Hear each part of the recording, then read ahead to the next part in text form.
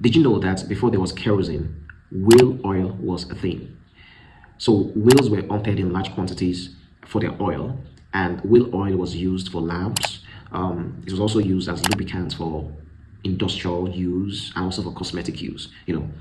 And as you would expect, the commercial hunting of whales led to a declining population of whales.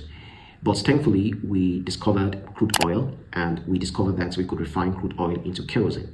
Now, kerosene was much better because it was cleaner, and of course, crude oil is in large quantities below the ground. And so there was no incentive for people to continue to hunt whales anymore. And that, of course, prevented the extinction of whales. Now, it is impossible to talk about modern economy without talking about the contributions of oil and gas. Fossil fuels, objectively speaking, have made our lives better compared to our ancestors. However, over the past decade, there's been a lot of talk and activism around climate change. The idea is fossil fuels are dangerous to the environment. Fossil fuels have led to climate change.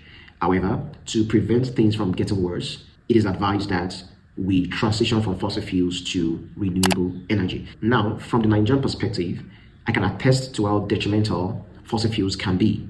Look at the Niger Delta, for instance. Oil spills have turned the Niger Delta into an ecological nightmare.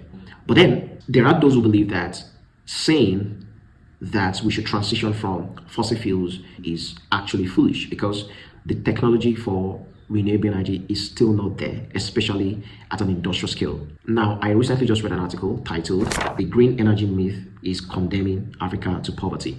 Though the author writes from a Canadian perspective, the argument is telling African countries to mindlessly adopt energy policies will actually condemn more Africans to poverty. The truth is, Africa needs access to cheap energy, and renewable energy is not cheap. And so telling African countries to mindlessly adopt these policies, right, will condemn more Africans into poverty. And also, if you think about the fact that Africa's contributions to global emissions is negligible compared to industrialized economies. And so why are African countries being told to transition to renewable energy? There's something unfair about that. I mean, these countries industrialized on the back of oil and gas, and now they're telling African countries to transition, knowing full well that renewable energy cannot industrialize any economy. If we go down the route of transitioning to renewable energy, energy is going to become way more expensive.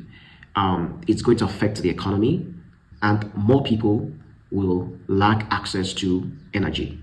And more than anything, Africa needs access to an abundance of cheap energy.